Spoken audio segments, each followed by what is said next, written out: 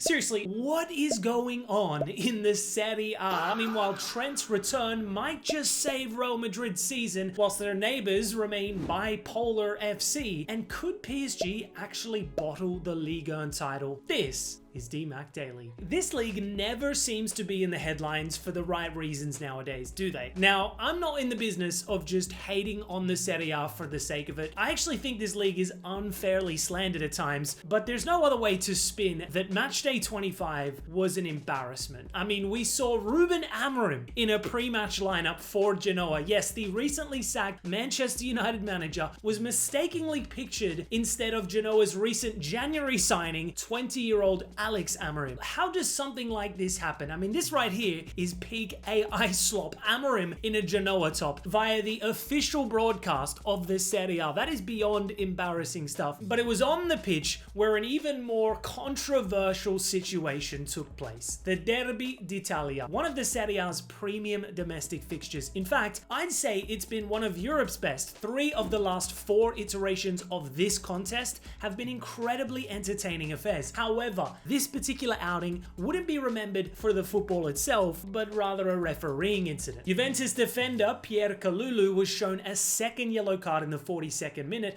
by referee Federico La Peña for an alleged foul on Inter's Alessandro Bastoni. The contact was minimal at best, bordering on non-existent. Certainly not a yellow card. I don't think anyone bats an eyelid if Bastoni was shown a yellow himself for simulation in that moment, but instead Kalulu was dismissed. Juventus went on to lose this match 3-2 thanks to Zielinski's late strike from distance, but this refereeing decision was ultimately the major talking point. There was a subsequent brawl in the tunnel with high-profile Juve figures lashing out at the refereeing on display. The Serie A refereeing director Gianluca Rocchi then publicly apologized for the error, admitting it was the wrong call. Now, this may be an unpopular opinion, but I do somewhat sympathize with the referee here. He has a split second to make this decision. Bastoni completely cons him with the theatrics, and due to the laws of the game, he was unable to review the decision and possibly overrule it. VAR doesn't currently interfere with second yellows awarded, so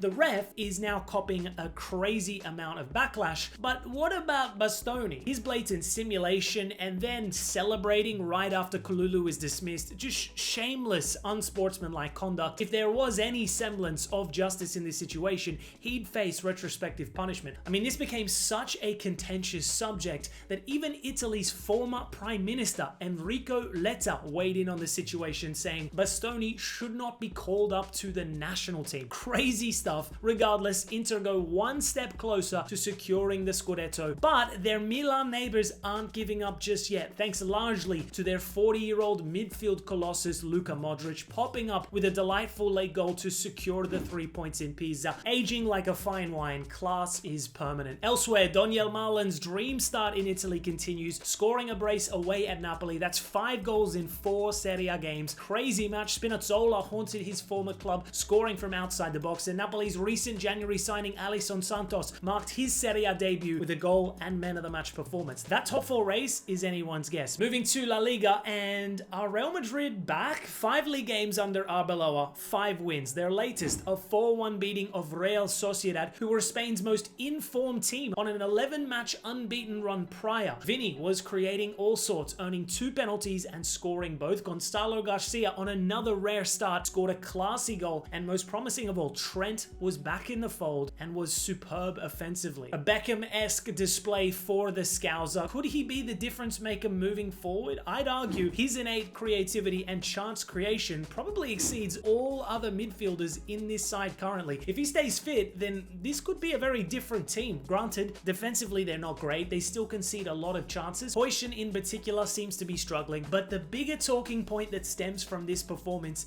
is that the Mbappe and even Bellingham conundrum persists. This was one of Madrid's best performances all season without 2 of their best players. Granted, I think Mbappe will thrive with a fully fit Trent in behind, but it's hard to deny that someone like Vini, for instance, seems to really thrive in his absence. Individuals aside though, I think the most fascinating thing about Madrid is that they're only 4 points shy of their record points tally 24 games into this season. For all the chaos and negativity, Arbeloa still has a great opportunity to salvage this campaign.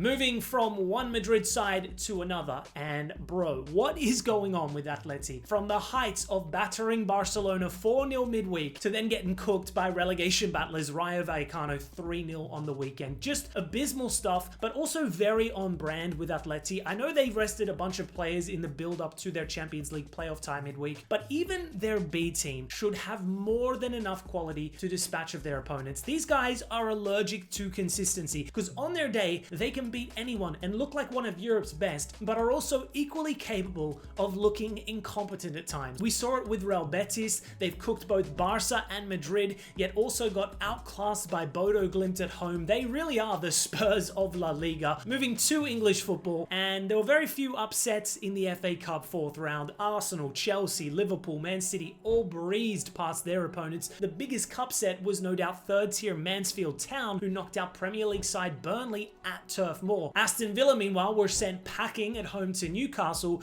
in one of the most diabolically refereed games I've ever seen, all without VAR. Do yourselves a favor and watch the highlights. It was beyond incompetent officiating at times. We also saw Hollywood FC knock out Ipswich to reach their first FA Cup fifth round in 29 years. And England's best striker, Mohamed Toure, was back at it, coming off the bench to seal victory for Norwich late on. 5 goals in just 3 appearances. A goal every 25 minutes so far. Do not sleep on my Aussie goat. Heading to the Bundesliga, and Kane hits 500 career goals as Bayern made light work of Werder Bremen. Needless to say, he is the top dog in Germany. Double the amount of goals of the second highest goal scorer, who just so happens to also play for Bayern Munich. Kane has also scored more goals alone than 7 other Bundesliga clubs. Ridiculous, disgusting stat padding. To be fair, this trio has been prolific all season, and now you've got Musiala back in the equation too. How Dortmund are only 6 points behind, I'll never know. But hey, they too comfortably won on the weekend, smashing Mainz 4-0 at home. Guirassy is returning to his former prolific self, 5 goals in his last 3 Bundesliga outings. Meanwhile, that race for the top 4 is heating up. Hoffenheim, Stuttgart, and Leverkusen all picking up 3 points, whilst RB Leipzig dropped 2 vital points at home despite electric displays from both Jan Diamande and January loanee Brian Gruder. The German youngster setting up Diamande before curling in a beauty late on hasn't quite lived up to the expectations in the Premier League at Brighton, but he is definitely one of Germany's most talented youngsters. Great to see him back in the Bundesliga and thriving. Moving to French football, and PSG are in shambles right now, suffering a 3-1 defeat away at Stade Rennes. What makes this result all the more baffling was that this wasn't exactly a great Rennes team. They just lost 4 straight games and were without a manager, but a more or less full-strength PSG side were picked apart. Ballon d'Or winner Ousmane Dembele then delivered a scathing criticism of his team post-match, saying, "Last season, we put the club, the PSG badge first before thinking about ourselves. It's PSG that must come first,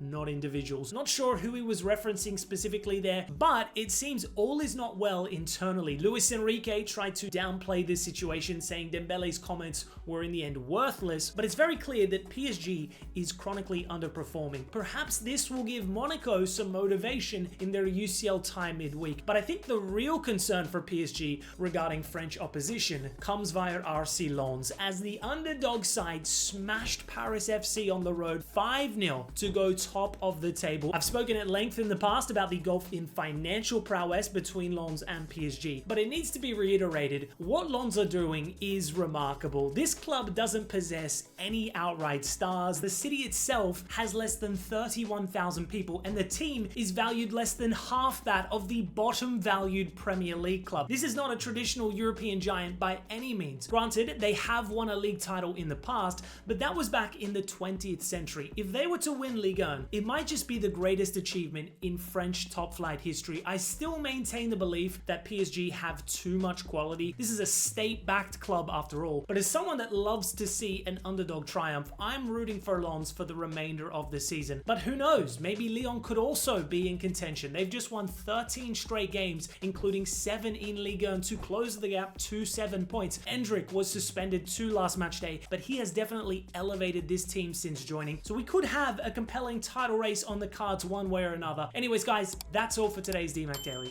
I'll see you tomorrow.